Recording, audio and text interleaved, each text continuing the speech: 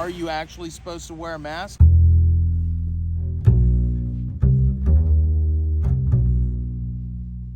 What about the people that are working outside for numbers of hours? How do they protect themselves?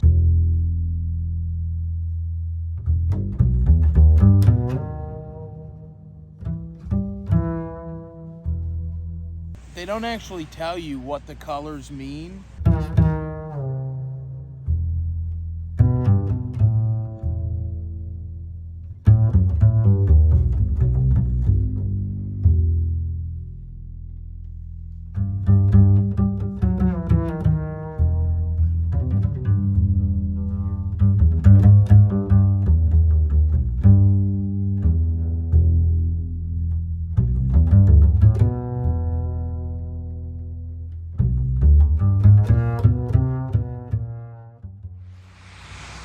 When the announcements were made on the radios, there was some description of you know, what color was, what the warning level was, but they don't actually tell you what the colors mean and how to protect yourself. Like, are you actually supposed to wear a mask?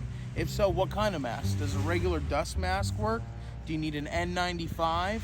Do you need an actual respirator? And if there is those kind of warnings being implemented, you know, how long? What about the people that are working outside for numbers of hours? How do they protect themselves?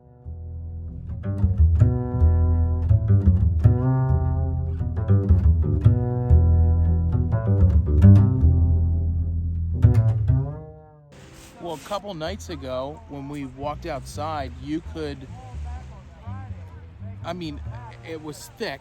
You could smell campfire smoke. That's what it smelled like. But then 3 nights ago, it smelled like burning plastic. So what changed that made those, like, what is actually catching fire now? Is there more than just the forest on fire? What is actually happening?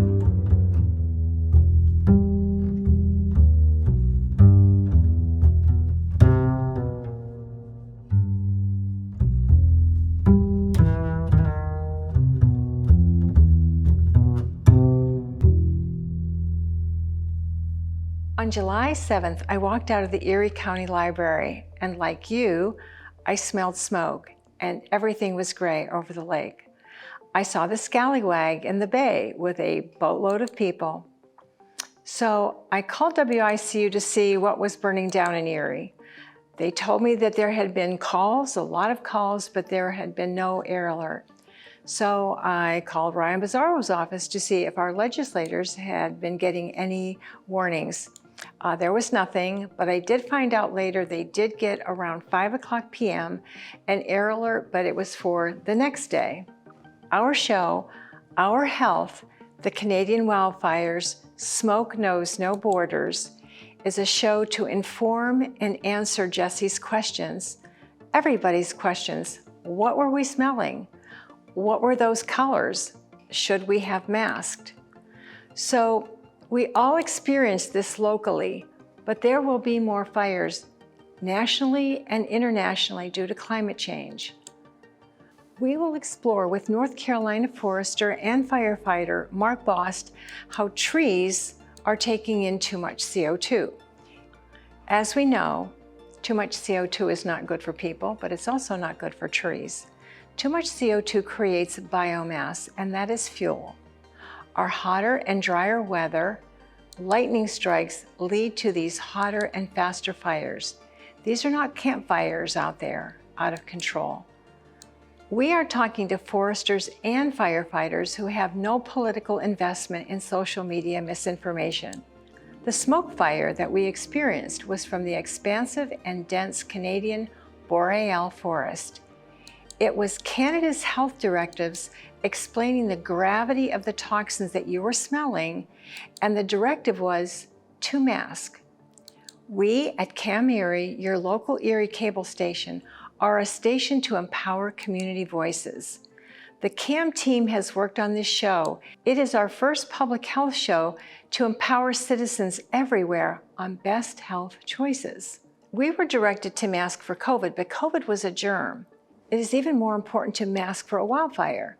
N95 masking is to keep minuscule to the eye toxins and a complex mixture of gases and toxins like carbon monoxide, methane, carbon dioxide, benzene, ozone, and these small particulate matters that pose the greatest health risk. It's important to reference in a July 29th article written by Erie-Times News USA Today reporter David Bruce. Dr. Mario Kinsella followed a simple rule during the COVID-19 pandemic. Wear a face mask indoors and then take it off outdoors, which is what we all did. The UPMC Hammett pulmonologist now does the opposite. He's wearing a mask when he goes outside during smoke events, but removes it when he comes indoors.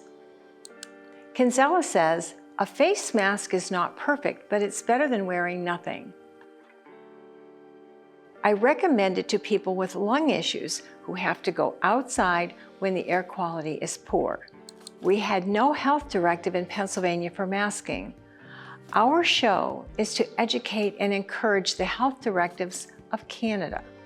Why? Because smoke knows no borders, from Canada to the United States. Best practices and choices can be made, and for your health, they are critical. I truly believe that no parent will allow their child to walk into a toxic cocktail.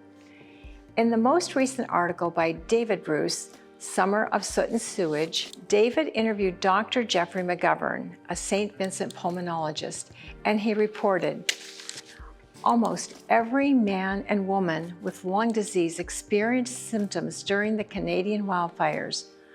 Almost 100% of my patients with lung disease and 1/3 without lung disease. David continues to write, Erie reported 9 alert days between June 1st and July 17th, including 3 days in which the air was considered unhealthy to people who didn't have lung diseases. I would like to now introduce Penn State Extension urban forester and my friend, Scott Solinger, who will be speaking to masking and the types of masks that we can use during smoke events. I'm Scott Solinger with Penn State Extension. Today we wanted to talk a little of the difference between the wildfires that have been surging through our world and campfires. Now the main difference, according to the EPA, would be not in their content, but how long they've been in the stratosphere. And up there, they've picked up filtration and combined with other pollutants that are also in that stratosphere area. And when they come down to our level, we feel those effects. The greatest concern of both EPA and the Canadian research sites have been in particulate matter. Now, generally, we consider large particulates to be those greater than 10 microns in diameter. And say, for instance, to compare, beach sand would be 20 microns in diameter. So usually we consider dust and pollen to be larger particulate matter. Small particulate matter consists of those that are smaller than 2.5 microns in diameter. Now, by comparison, a human hair is about 50 to 70 microns in diameter. So one human hair could fit about 20 of the small particulates line to line or end to end, particle to particle across the diameter of a human hair. Really small. We have particulate matter masks and protection factors like the N95 will sift out large particulates, but they won't sift out small particulates. We're considering more the size of something that can be filtered out by an organic vapor mask that protect a person in that case. So if you feel the effects of poor air quality, such as sneezing, watery eyes, coughing, or production of mucus, then you know that you probably need to protect yourself, move out of that situation if you can, or reduce your activity level, or wear some greater protection as you can. So if you can move into clean air and recover for clean air and stay there, then that is certainly the thing to do to protect yourself. In our information sites, what's through the EPA and the Canadian Smoke Information Site, the smoke consists of particulate matters would be probably tiny bits of wood, fiber, particles that are too small for us to see by far. But it's anything that's in those fire sites that was consumed could have gone up in the smoke. So that would be, it's much smaller than dust. Probably some dust too, but pollen, wood, but also the components of carbon monoxide, sulfur dioxide, nitrogen dioxide, ozone. So those are all tied up in this smoke with organic vapors that the trees and any other thing that has been present on site. The trees produce organic compounds themselves. And so these, when they reach the upper sunlight, can combine with other elements and other particles, other gases, to really create things more complex or less complex. But again, it's the particles, those small pieces, that get into our lungs. Our nose can't filter this out. Broad or coarse cloth can't filter this out. Again, it takes very fine filter masks or clean air filters on your air conditioning systems to filter this out, or perhaps a standalone HEPA filter in your room or your facility to help protect you against these kinds of conditions. Practically, protecting yourself from particulate matter is probably the most useful thing you can do. And these masks, these N95, very high quality masks, and they'll be labeled N95, can help you filter out particulate matter. Now, they will not filter out gaseous matter or organic compounds. And with that, if you need to do that, if you can't move to a safe area, then an organic vapor mask, closely fitting on your face, correctly fitted, will help you keep these organic vapors from harming you. We use trees to help us keep our air clean. As a forester, I have educated many people and municipalities in how to use tree systems and landscape systems to help filter pollutants out in their surroundings. Where you have the space and the ability to use tree systems, they really can help filter these particles out too. Now, they will take in gases and they will put them into the wood components of their systems. Filtering particles gets trapped on the leaves, which then washes off into the soil and rain.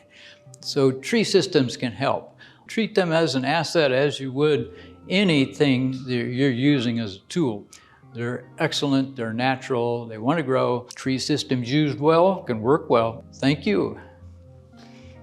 Thank you, Scott, for this information.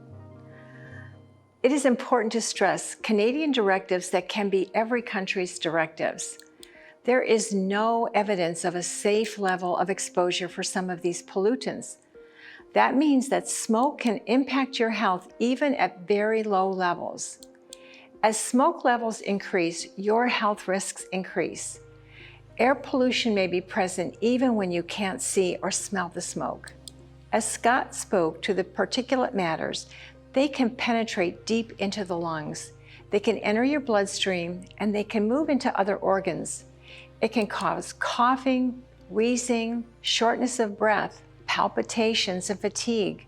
It can also aggravate asthma and chronic bronchitis, and has been linked to cardiac arrhythmia and heart attacks. This show is to impress the gravity of Canada's directives for masking for all people of all ages when wildfire smoke enters your community.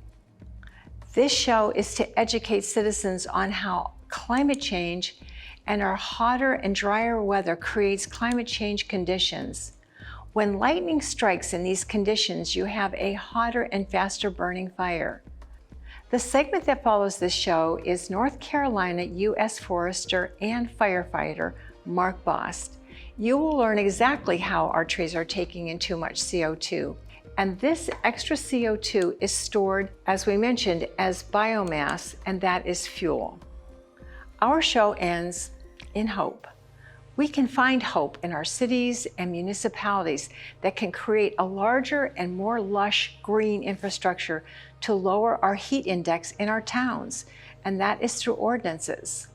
We can supply you with this manuscript and a transcript for your township on these ordinances to create a greener urban forest in your community. We have begun a petition to have all cell phones enact like a child Amber Alert or extreme weather alert, also engage smoke alerts. We also would encourage all citizens' voices to urge your local municipalities and cities to increase ordinances for trees on all parking lots and all streets to lower our heat index. Increasing our urban forests increase our community's ability to break down toxins and cools our communities, increases stormwater benefits in extreme weather events. We invite the viewing audience to email us at CAMERIE. If you have any questions, we will try to best direct your answers. A special thank you nod to WICU who came to CAMERIE to film Scott on N95 and respirator masks. See our CAMERIE Facebook to view the WICU 2-minute news segment. Thank you so much for joining.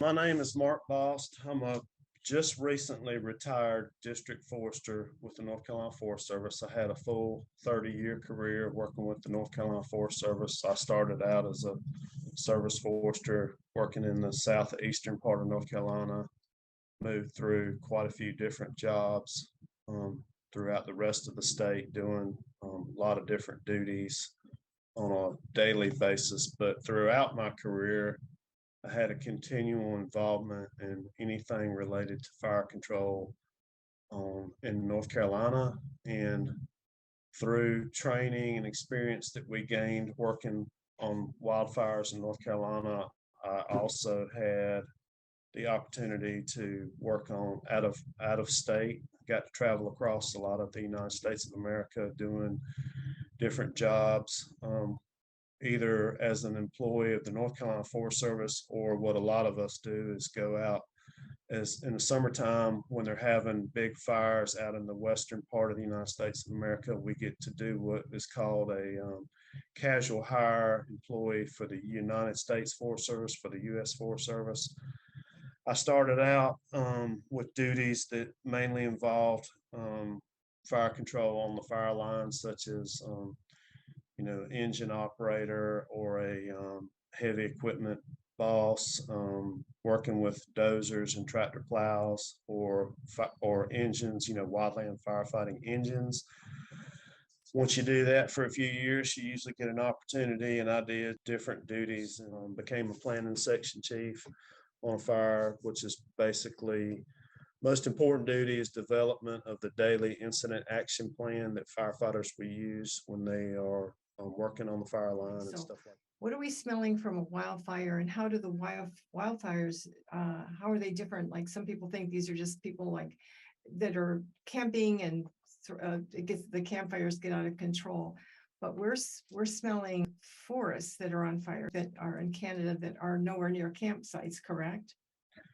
Right. When you smell the smoke from a wildfire, you're smelling burning organic material, right? So leaves, the litter layer underneath the forest, which is basically pine needles or deciduous tree leaves, hardwood tree leaves that are burning, small twigs. Depending on the intensity of the fire and the location and the fuels, sometimes wildfires, when they really get out of control, can consume the complete tree, and you're still smelling the smoke from organic debris. I'm not a chemist. I don't understand a lot of chemistry and a lot of stuff like that, but I do understand the difference in organic smoke from an organic source and smoke from a non-organic source. And of course, a wildfire can impact both, right? Because if you have a wildfire that's burning out of control and it's running through a forest, it will eventually impact residential areas, and you can eventually incorporate smoke, a component into that smoke that is not organic material. When houses burn up, there's all kinds of hazardous materials that become consumed in the fire and can be emitted into the smoke plume and into the air, which I would say for sure is a whole lot worse. Now, I'm not going to say that burning organic materials healthy to breathe. It's not. It makes me have sinus issues. I cough. I, have allergies. I'm allergic to any kind of smoke like that, and I know a lot of people are. But I would say the hazard level when you're talking about a wildfire versus an impact to other things is a lot different. So you're burning organic material. It's not good. There's no way you can say it's good. On their site, it says if you must spend time outdoors, a well-fitted respirator type mask such as N95. Yep. And I've got one of those right here, and I have wore something like that on a prescribed burn or something if I was watching the downwind side of a fire line and I knew I was going to be standing in really heavy smoke. We're speaking about the frequency and tying in climate. Yeah, and I'm not a climatologist. I'm an observationalist. I observe what I see, and Right. I read and study scientific literature and research papers that are done at universities and stuff like that. And I can definitely visually see that climate change is real. Of course, you can see everybody can follow the scientific data. And I was watching the news this morning on last Monday and Tuesday were two of the hottest days ever recorded in the United States of America on an average across, since records were kept. You can understand what kind of impact that has to fuels when you have consistently hotter and drier weather than you've had before. So you're going to have wildfires that burn hotter. You're going to have more impact to the forests. The forests change. You can visually see things like that just from studying forest types and tree species and where they were and where they are now. We know that the climate is getting hotter, and can you speak to the CO2 emissions being part of that? The first job I had was working with the U.S. Forest Service at a research station in Scotland County, North Carolina. And they had doing a study on carbon dioxide impacts to forests, because nobody would debate or disagree that carbon dioxide levels were rising in the atmosphere. And so the U.S. Forest Service wanted to say, well, what kind of impact will increasing carbon dioxide levels have on our forests? The U.S. Forest Service scientists were wanting to know, okay, what's going to happen to these trees as our carbon dioxide levels rise? And of course, trees like carbon dioxide, and they'll store carbon dioxide in the form of carbon in the tree. And so trees grow faster and put more carbon, sequester more carbon. And when they do that, that obviously translates to more, as trees grow, they naturally produce pine needles or foliage that successes in the fall, falls to the forest floor, accumulates on the forest floor in the form of biomass or fuel, if you're talking about a wildfire, right? And so there is more fuel loading as carbon dioxide increases in the atmosphere. And if you want to say that translates to more intense wildfires, that's an obvious conclusion to draw, right? Yeah, higher levels of carbon translate to more carbon sequestration by trees and other vegetation, which eventually accumulates more fuel. So that's a direct linear relationship that you can point to. So I always want to end with hope, and what people can do that's going to create hope. And you've worked with me on my documentary on how we can make a change for climate change.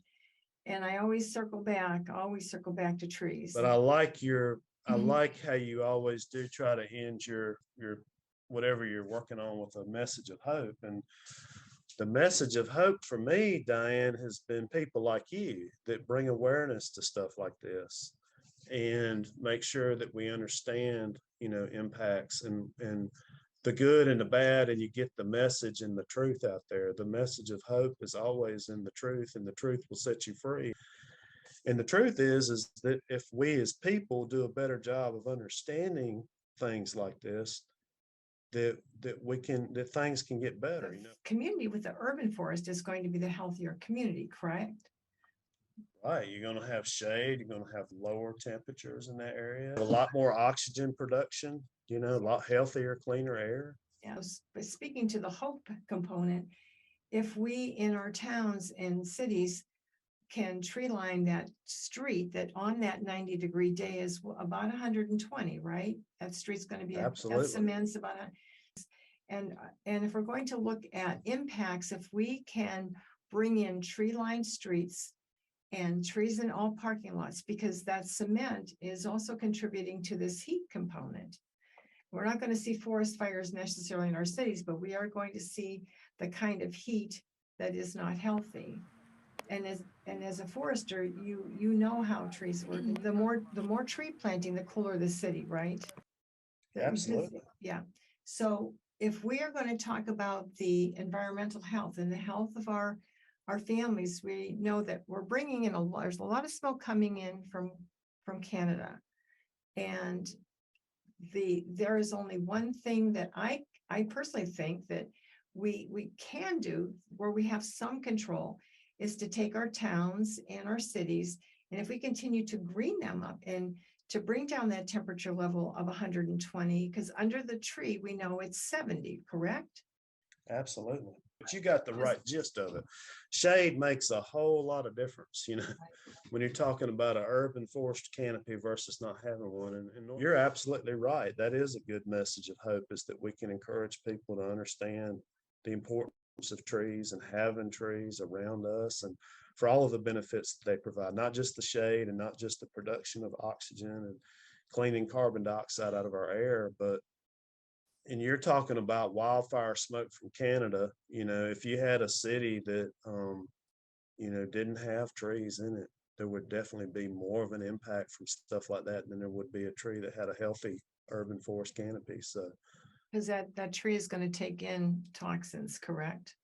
well, it will sequester carbon dioxide for sure. You know, Yeah. they will scrub some of the carbon dioxide being emitted into the atmosphere out. You know, there's still going to be particulate matter in the air, and trees don't really use that, but they definitely help break it up, you know, and filter it. And as the air passes through a forest canopy, it breaks up particulate matter in the air a whole lot more than a place that doesn't have that. So that's an accurate statement. As you know, I thank you so much for taking the time, especially the you know what people are smelling. I would say there's probably more hazardous material when one house burns up on a 100,000 acre wildfire than the other, you know, 99,999 acres of woody debris that burned up underneath that. There's chemicals and all, you know, when a house is built, all the plastic that's in the plumbing and the plastic that's in the electrical wiring and chemicals that are in everything that's in that house that was burned and consumed up being emitted into the air, that's toxic. You know, when we burning particulate matter in your lungs or in your respiratory system under any circumstance. Well, I want you to stay healthy for a very long time. Enjoy your retirement. And when you mentioned the comment about me, I just want to thank you for all you do. You do such a wonderful job of reaching out and doing stuff like this and educating people and promoting, you know, the importance of trees in an urban setting or you know, protecting water quality. I just really appreciate you and everything you do. Well, I've learned most everything that I'm about forests in the first watershed dialogue I think I ever had was with you and a conference about 15 years ago. There was a conference, and I didn't know much at all, if anything, about watershed. Now the Flora Rose, the outdoor wetland and experience is all about learning about watershed and wetlands and protecting our water. So you'll have to get to Pennsylvania sometime and see it. So good to talk to you. Talk to you later. Bye. Bye, thank you. For weeks, hundreds of wildfires have burned across Canada, scorching nearly 28 million acres and pushing smoke pollution into the U.S., including right here in Erie. This is beyond the part of looking or feeling silly wearing a mask. This is for your personal health. Urban forester Scott Scholander recommends wearing an N95 mask outdoors.